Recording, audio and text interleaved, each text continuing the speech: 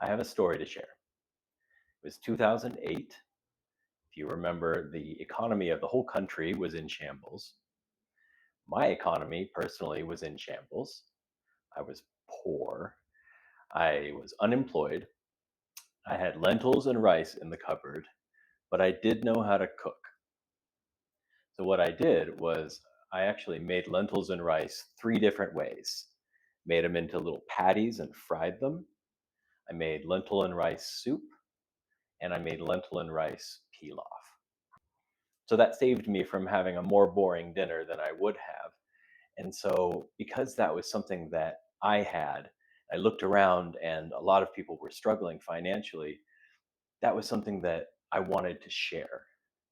It would be 2 more years before I started teaching people how to cook, but the seed was planted. This was something that I have, it was a value to me, and the impulse that I had was to share.